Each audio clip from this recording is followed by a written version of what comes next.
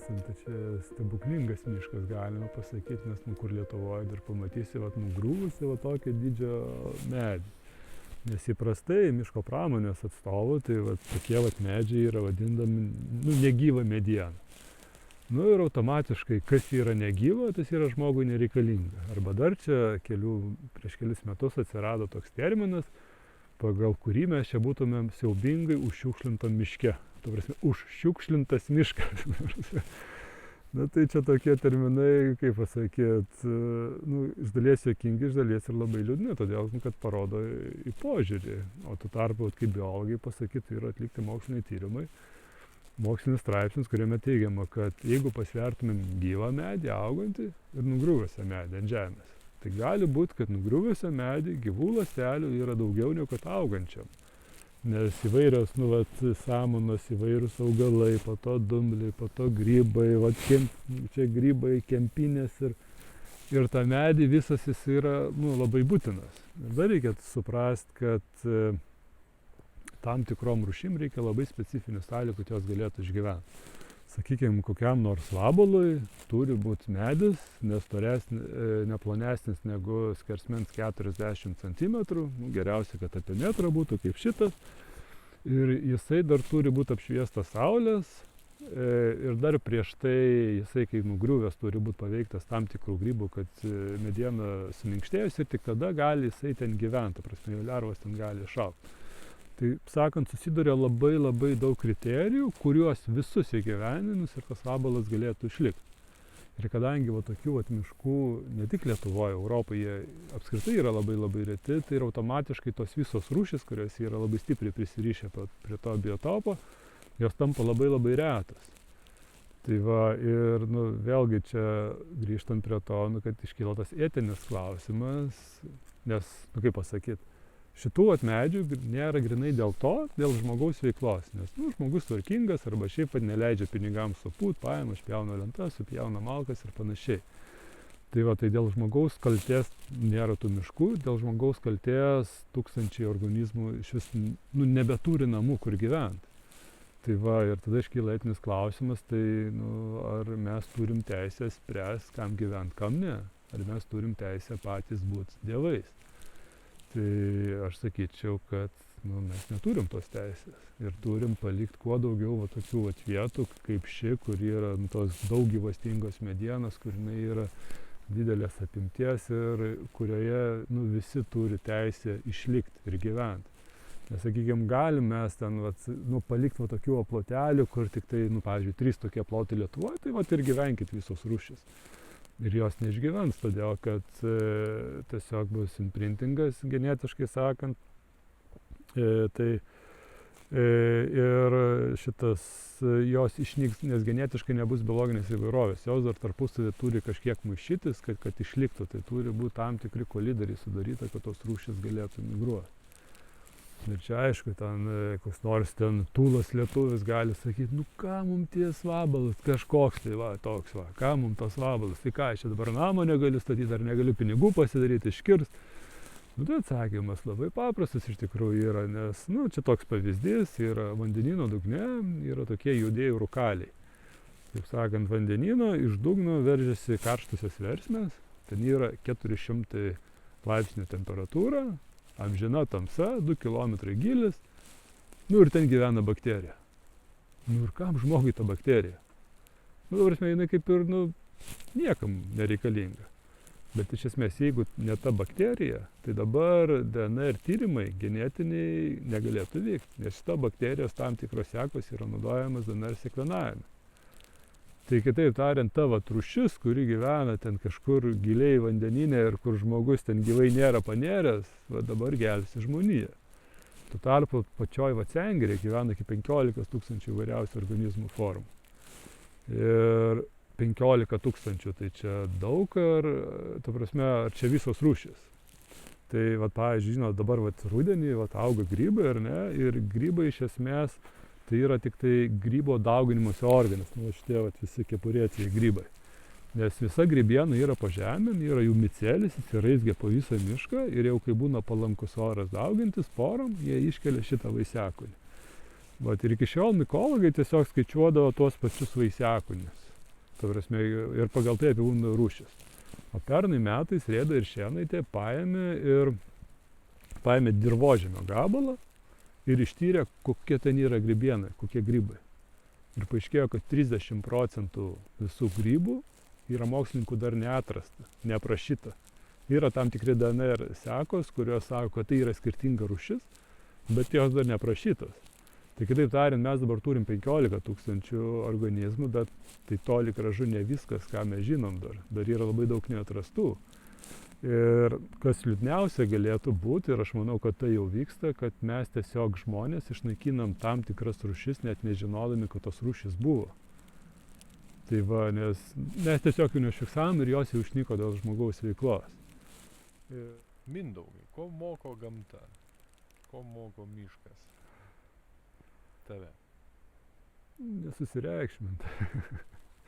Nes čia prasidėjo gana senai, čia su Ukrainos karais ten ir panašiai, kai prasidėjo Ukrainoje karas, tai buvo ten toks, man supratimas, kad aš nežinojau, kas bus. Prasme, galėjo ten tie rusai irgi čia okupuoti Pabaltį ir panašiai, ir tada, kai tokias mintis, tu nesuvoki, kas bus, ir pradedi galvoti, ar čia gyvensi, ir mirsi, ir panašiai. Bet paskui tu pagalvoji, kad ir miško pavyzdys. Prasme, nereikia susireikšminti, kad jeigu manęs ir nebus, kad kažkas tai blogiau pasaulyje bus. Iš tiesų, ir miške, vieni medžiai auga, kiti prigula ant žemės, bet kai prigula ant žemės, jie tampa namais kitiem organizmam ir po to jau yra suskaidomas, grįžta į dirvą ir vėl, auga puikus miškas iš vienos pusės. Tai kad mirtis nėra blogybė, tai yra kaip tik kartais net kaip ir gėris, svarbu leisti oriai šitam miškui, keistis kartom. Ir kitas dalykas, kad irgi parodė Černobylio, pavyzdžiui, tragediją, kas yra viena iš baisiausių pasaulio tragedijų, bet gamtai tai yra didžiulis laimėjimas. Todėl, kad ten 30 metų dabar neatėjo žmogus ir ten gamta atsikūrė. Pilnai atsikūrė miškai, atsikūrė ten žvėrių populiacijos, aišku, jam dėl mutacijų yra labai sunku, nėra lengva, bet kai nėra žmogaus, tai visa tai sugrįžta ir sugrįžta į savo vietą, pavadinkim taip. Tai sakykime, jeigu ir būtų ten karai ir panašiai, tai kaip gamtai nuo to labai blogiau nebūtų iš tiesų. Tai ko miškas mokom, tiesiog nesureikšmint vienas dalykas, o antras dalykas, tai kad tu supranti, kad nieko nesupranti. Irgi čia, kai dažnai su mokiniais kalbi, ir mokytojai klausia, tai duokit kokį nors pratimą, kad mokiniai galėtų ten padaryti. Tai aš sakau, vasarą pasimkit, pavyzdžiui, miške nueikit ir ant kokio kelmo, ar ant žolės, ar bet kur, pasimkit tokią plotelį ir į jį pažiūrėkit, kokį 10 minučių. Tiesiog į tą plotelį. Įsižiūrėkit. Ir jūs pamatysit, kiek ten įvairiausių gyvybės, kokie yra skirtingi augalai, skirtingos samanos, ten skirtingi gyvūniukai. O jeigu dar pasimt lupą, tai ten iš vis dar visiškai neatrastas yra pasaulis. Tai ir tada žiūrėdamas į tokį mažą, tu supranti, kad čia neįmanoma visko sužiūrėti, kiek čia visko yra. Ir paskui, jeigu tu pasižiūri bendrai į patį mišką, tai tu suvoki, kad tu apskritai nieko apie tą patį mišką neišmanai.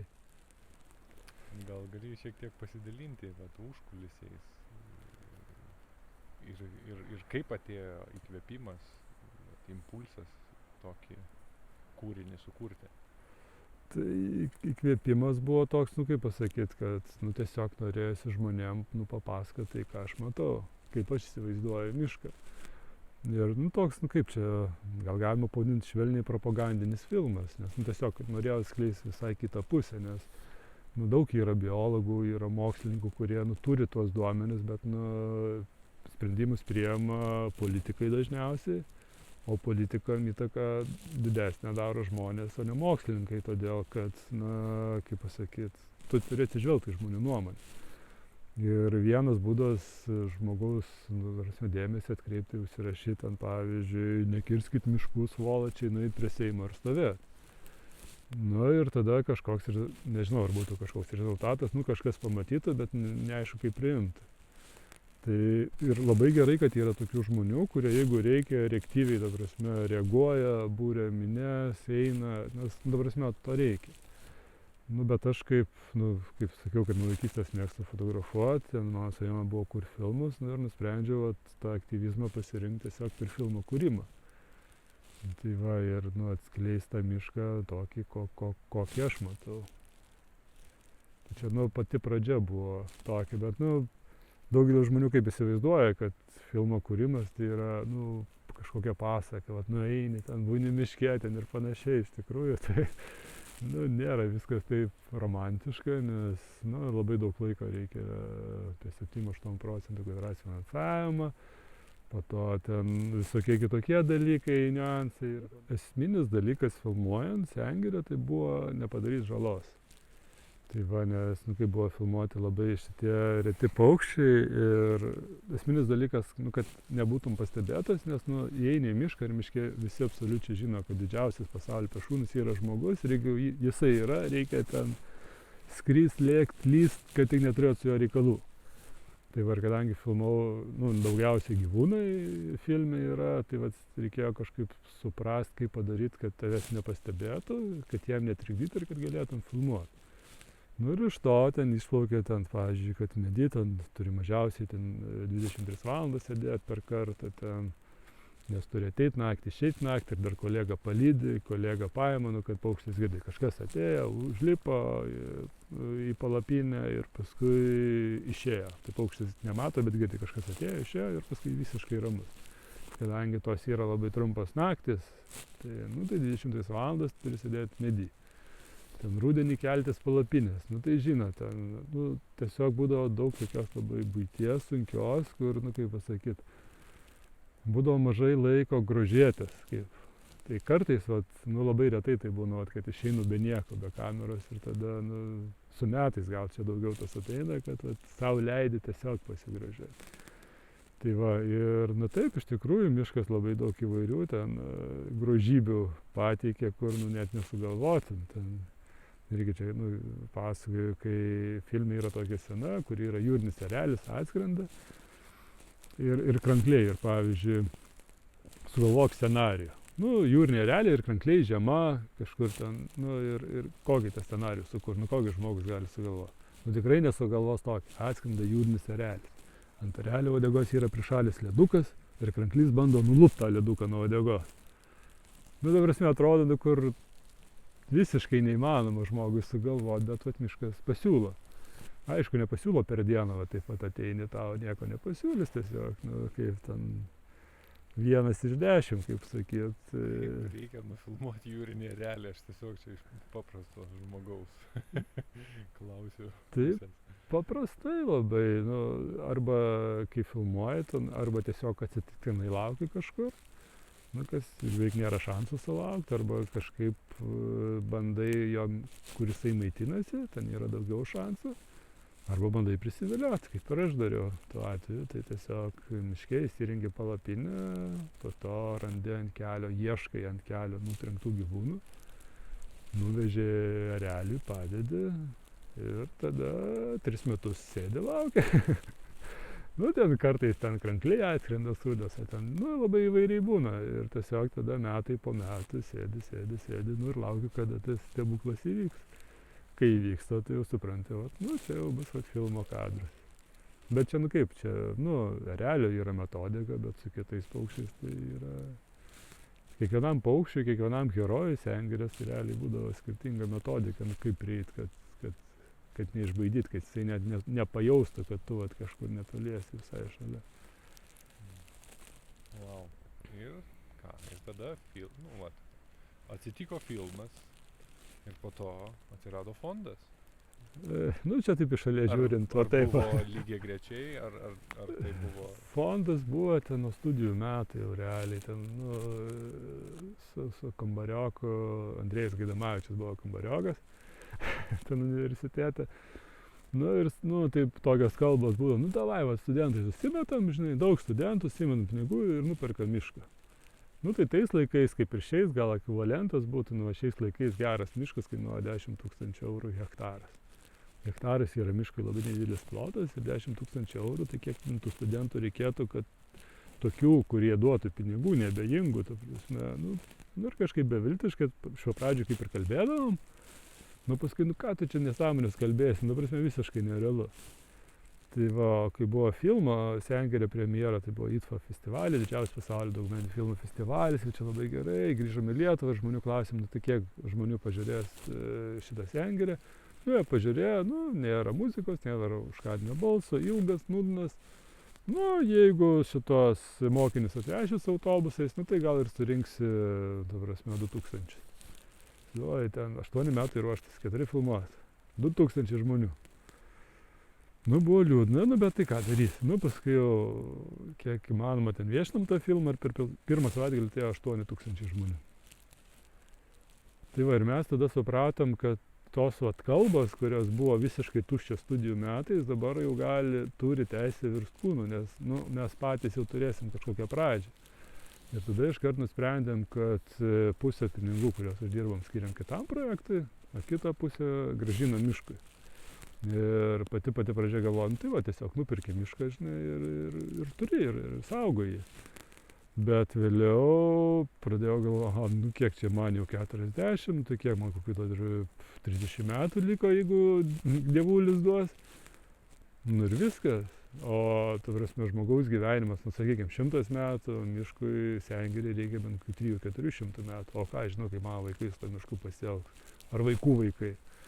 Tai va, tai dėl to kyla mintis įkurti Sengirės fondą, kur būtų tas saugus, numatyti labai daug saugiklių ir kur keičiantis kartom, tas miškas išliktų. Nes žmogaus gyvenimas su mišku yra labai labai trumpas.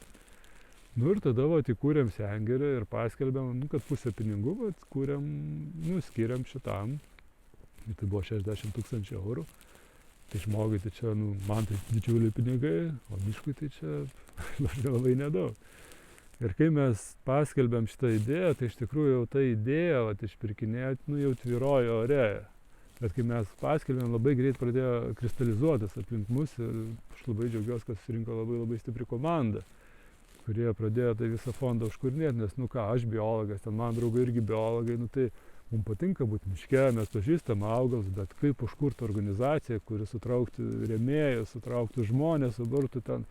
Mes visiškai to nežinojom, bet kadangi susibūrė labai greitai komanda, visą strategiją susistatėm, tai tas fondas dabar kyla kaip ant smėlių iš tiesų. Ir jeigu kalbant pinigais, tai pirmais metais buvo 100 000 iš filmo ir paskui buvo 7 žmonių. Nes pačioj pradžiai dar, kai pradėjo kurtis fondas, susitikom su strategais, yra žmonės, kurie,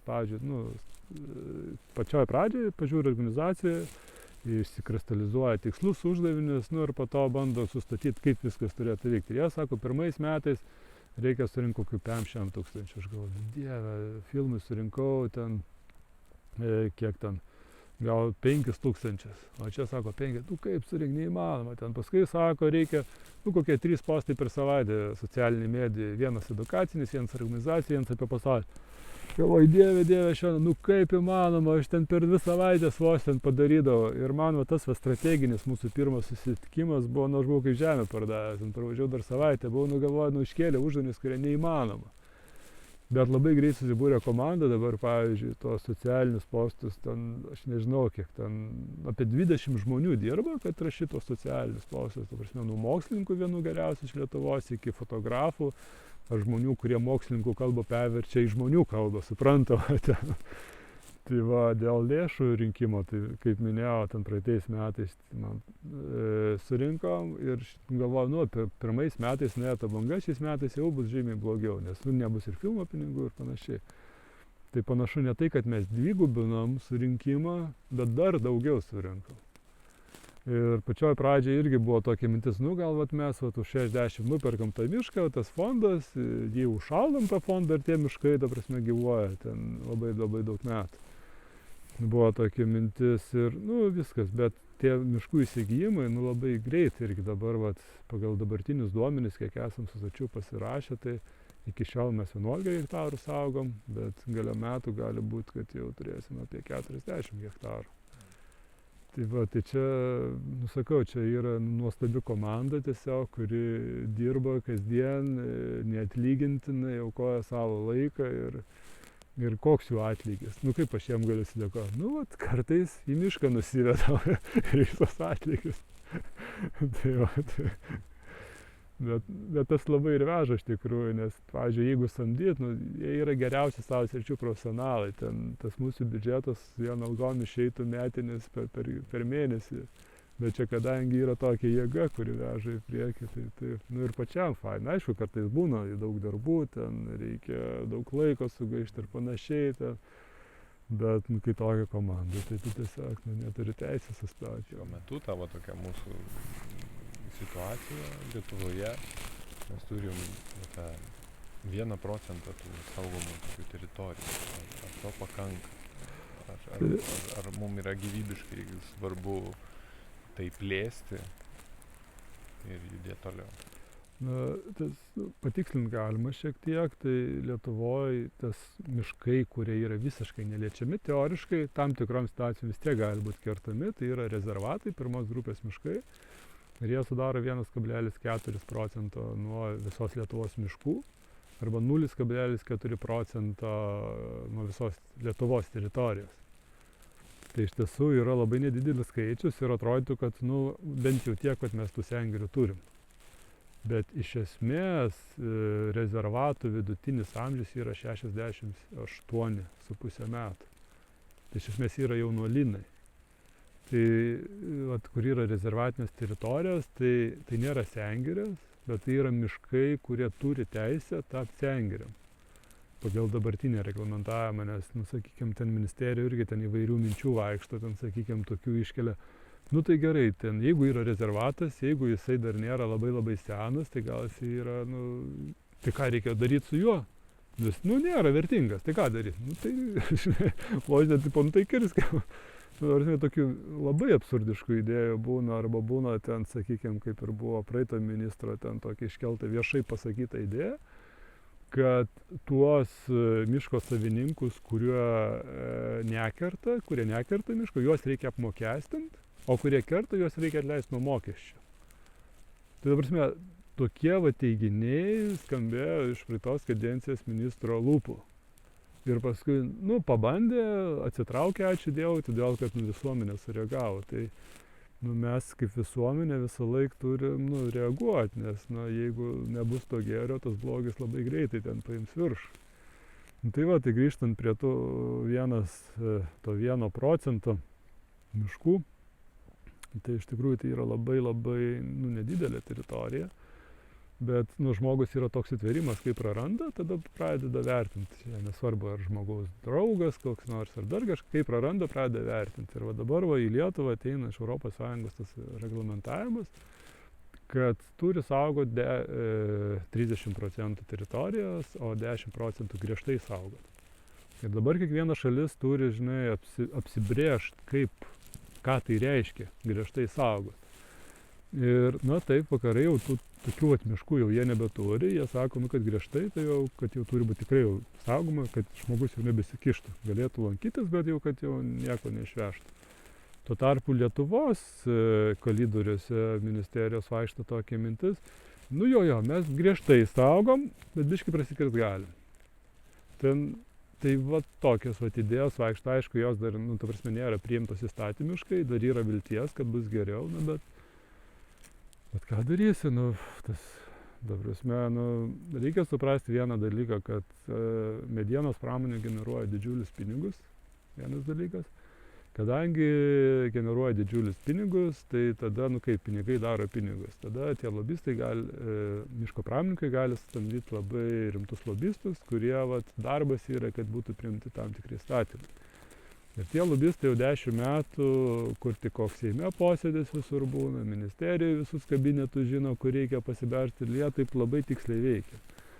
O tuo tarpu šitas, tas gamtosaugos advokatavimas, realiai prieš metus tik prasidėjo, tai mes labai stipriai atsiliekam.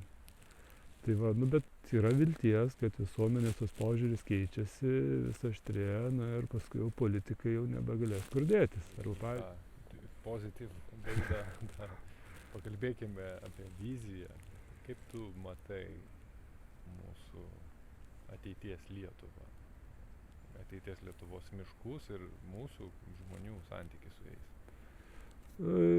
Tai čia ir tas pats Covidas labai parodė labai gerai, kad labai daug žmonių tiesiog negalėjo užsienius važiuoti, važiavo čia aplink savo namus ir atrado daug nuostabių vietų. Ir tie įpročiai susiformavo ir, sakykime, dabar jau tos sienos atsidaro, bet jie vis tiek, ta prasme, rankasi mūsų gimtus kraštus, todėl kad jie vertina. Ir kuo daugiau žmonių vertins, įvardins, kad tai yra vertybė, kad jos negalima naikinti, tai tuo daugiau mes ir turėsim šitų, ta prasme, tokių nuostabių vietų, kaip kad va čia vat mes esam šitoje vietoje dabar. Tai aš kažkaip žiūrėčiau taip labai, kaip optimistiškai, todėl kad keičiasi kartos ir ateina jaunimas, kuriam galbūt jau nebekils klausimų, kam šitie nuvirtę medžiai, kad labai liūdna juos žiūrėti, kad jie jau numirė. Bet įvertins tai kaip didžiulį privalumą. Ir kita vertus, galbūt žmogus pradės pats save labiau mylėti. Ir nuo to bus gamtai geriau. Čia toks labai paprastas pavyzdys, pavyzdžiui, Kauno marios buvo verslinė žuvininkystė, tiesiog tinklais gaudydavo. Tai jie uždraudė tinklais gaudyti tam, kad paprastiems žvejams būtų ir įžuvino, ta prasme, daugiau ten plėšriųjų žuvų pradėjo leisti. Ir dabar ten jūrinių erelių porų padvigubėjo aplink, kur tas Kauno marias. Tai žmogus kaip ir norėjo savo gerą, kad būtų daugiau gyvybės, bet padarė gerą netyčia ir jūriniams ereliams. Tai tiesiog galbūt, kad žmogus labiau pradės mylėti save kaip visuomenę, mažiau bus egoistiškas, kad savo naudos turės. Ir tada visiems bus aplinkui žymiai geriau gyventi.